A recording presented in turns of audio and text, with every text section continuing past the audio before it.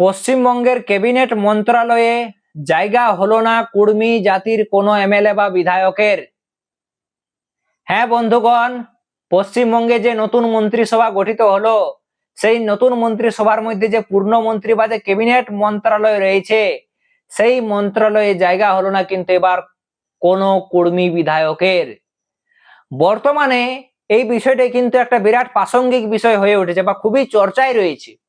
তার কারণটা কেন না, 2026-এর বিধানসভা নির্বাচনের আগে যেভাবে কুর্মী সমাজের মানুষ হাত খুলে বিজেপি বা ভারতীয় জনতা পার্টিকে যেভাবে সমর্থন করেছিল, সেভাবে কুর্মী সমাজের মানুষের মধ্যেও কিন্তু একটা আশা তৈরি হয়েছিল। সেই আশাটা কি ছিল না, 2026-এ বিজেপি যদি ক্ষমতায় আসে বা বিজেপি যদি সরকার গড়ে, এবং সরকার গড়ার পর বিশেষ করে বিজেপির যে নতুন মন্ত্রিসভা গঠিত হবে, সেই মন্ত্রিসভায় হয়তো এবার যে ক্যাবিনেট মন্ত্রণালয় বা যে পূর্ণ মন্ত্রিত্ব যে রয়েছে, সেই পূর্ণ মন্ত্রিত্ব পদে এবার কুর্মী জাতি থেকে কোনো না কোনো বিধায়ককে এই ক্যাবিনেট মন্ত্রণালয়ের যে জায়গা, সেই জায়গা কিন্তু কোনো কুর্মী জাতি থেকে কোনো বিধায়ক পেতে পারে।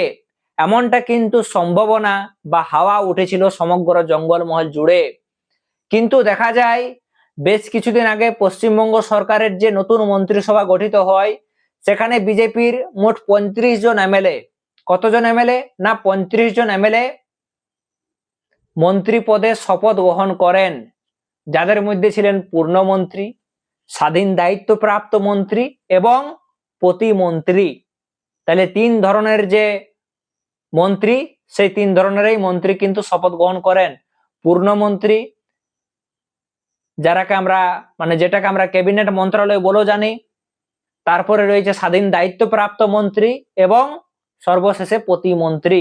মোট 35 জন এমএলএ বা বিজেপি বিধায়ক কিন্তু মন্ত্রী পদে শপথ গ্রহণ করেন, যার মধ্যে যে পূর্ণ মন্ত্রিত্ব রয়েছে বা যে ক্যাবিনেট মন্ত্রণালয় রয়েছে, সেই ক্যাবিনেট মন্ত্রণালয়ে অনেকেরই আশা ছিল, বিশেষ করে কর্মী সমাজের মানুষের আশা ছিল যে এইবার হয়তো 2026-এ যে নতুন মন্ত্রিসভা গঠিত হবে, সেই নতুন মন্ত্রিসভায় কর্মী জাতি থেকে কেউ ক্যাবিনেট মন্ত্রণালয়ের দায়িত্ব পেতে পারে। কিন্তু তা হয়নি। তাই কর্মী সমাজের মানুষের মধ্যে একাংশের মধ্যে বলা যেতে পারে একটা যে নিরাশা, সেই নিরাশা কিন্তু তৈরি হয়েছে। আশায় মরে চাষা। তার কারণটা কেন বলছি বন্ধুগণ, না এই ধরনের আশা কেন তৈরি হয়েছিল কর্মী সমাজের মানুষের মধ্যে, কি কারণে এই ধরনের আশাটা তৈরি হয়েছিল, তার কারণটা জানতে গেলে তো আমাদেরকে একটু পেছনের দিকে যাইতে হবে কি হবে নাই। তো চলো একবার পেছনের দিকে যাওয়া যাক, ব্যাকগ্রাউন্ডে। তো আমরা দেখি 2026-এ যে বিধানসভা নির্বাচন হয়, সেই বিধানসভা নির্বাচনে একমাত্র কুর্মীরাই বলা যেতে পারে যারা খোলা মঞ্চ থেকে জঙ্গল মহল থেকে তৃণমূলকে উৎখাত করার ডাক দিয়েছিল। নো ভোট টু টিএমসি ঘোষণা করেছিলেন কর্মী সমাজের একজন নেতা অজিত প্রসাদ মাহাতো,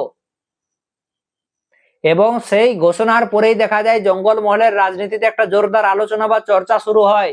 তাহলে এবার কর্মী সমাজের মানুষেরা কাকে সমর্থন করবে বা কাকে সাপোর্ট করবে, যেহেতু সামনে 2026-এর বিধানসভা নির্বাচন, তাহলে এই বিধানসভা নির্বাচনে কর্মীরা এবার কাকে সাপোর্ট করবে, সেই ব্যাপারে দেখা যায় সর্বশেষে অজিত মাহাতো বিধানসভা নির্বাচনের আগে ক্লিয়ার করে, বিষয়টা পরিষ্কার করে যে এই 2026-এর বিধানসভা নির্বাচনে বিজেপি আমাদেরকে একটা বড় প্রতিশ্রুতি দিয়েছে। সেই প্রতিশ্রুতিটা কি না, কর্মীদের যে মূল তিনটা দাবি রয়েছে, এক এসটিকরণের দাবি, দ্বিতীয়ত কুড়মালি ভাষাকে অষ্টম তফসিলিভুক্তকরণের দাবি, এবং তৃতীয়ত সারনা ধর্ম কোডের স্বীকৃতি।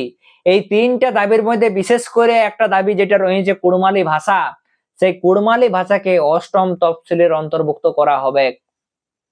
এমনকি আমরা ভারতবর্ষের যিনি স্বরাষ্ট্রমন্ত্রী রয়েছেন মাননীয় অমিত শাহজি, উনি যখন জঙ্গলমহলে ভোটের প্রচারে আসেন, তখন ওনার মুখ থেকেও কিন্তু শোনা যায় কুড়মালি ভাষার কথা।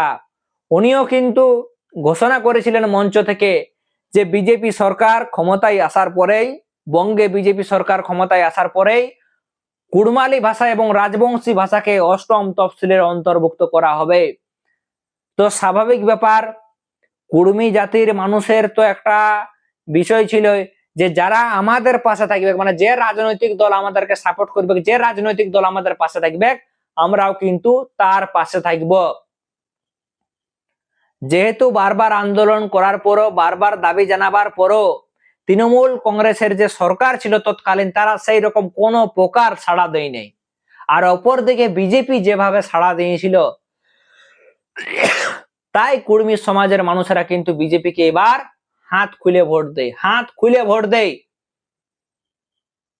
আমরা এটা নিয়ে দেখি, কুর্মী সমাজের যারা বড় বড় নেতা বা লিডার রয়েছেন, রাজেশ মাহাতো যিনি নিজে বিজেপি বা ভারতীয় জনতা পার্টিতে যিনি যোগদান করেন এবং গোপীবল্লভপুর বিধানসভা কেন্দ্র থেকে যিনি বিধায়ক হন, অজিত বাবুর ছেলে বিশ্বজিৎ মাহাতো জয়পুর বিধানসভা কেন্দ্র থেকে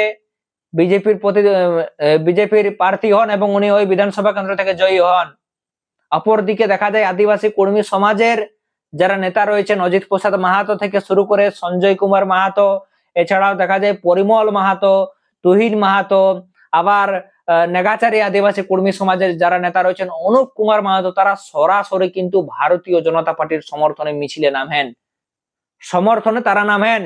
তাই হয়তো জঙ্গলমহলের রাজনীতির ভোট প্রচারে এবার আমরা একটা নতুন দৃশ্য লক্ষ্য করি। সেই দৃশ্যটা কি না, একদিকে যখন উঠছে বিজেপির যে পতাকা, ভারতীয় জনতা পার্টির যে পতাকা, সেই পতাকার অপরদিকে জয়গ্রামের পতাকা, জয়গ্রামের ঝান্ডা নিয়ে কুর্মী সমাজের মানুষ এবং অপরদিকে বিজেপি বা ভারতীয় জনতা পার্টি, তারা একত্রিত হয়ে বিভিন্ন গ্রামগঞ্জে তারা মিছিল করেন।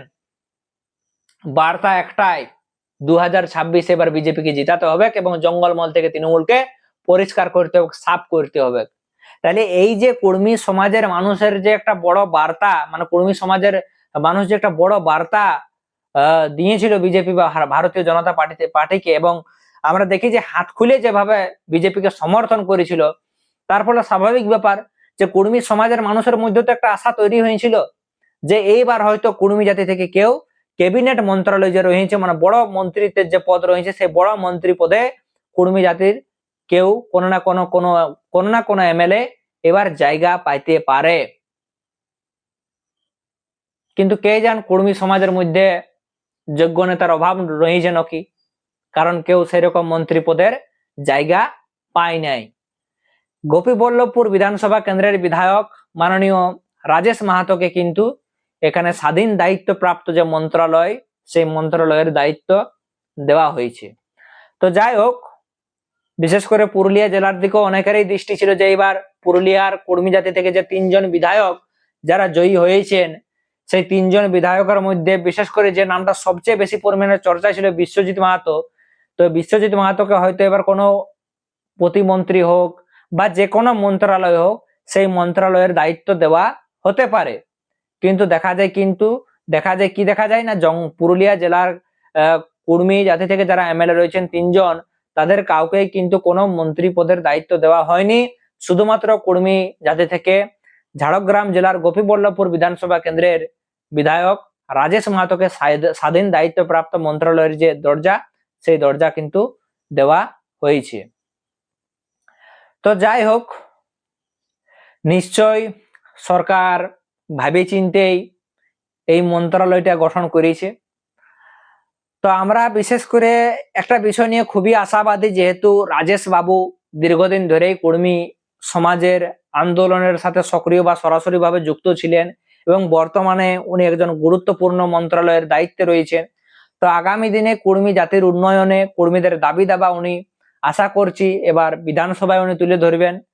এছাড়াও আগামী দিনে বিজেপি সরকার যে প্রতিশ্রুতি দিয়েছে, বিজেপি সরকার যে কথা দিয়েছে, সেই কথাও আশা করছি রাখবে। অর্থাৎ কর্মীদের যে ভাষা, সেই ভাষাকে আশা করা যায় যে আগামী দিনে খুব শীঘ্রই 8ম তফসিলের অন্তর্ভুক্ত করা হইতে পারে। এই নিয়েও কিন্তু 100% বলা যেতে পারে সম্ভাবনা কিন্তু রয়েছে,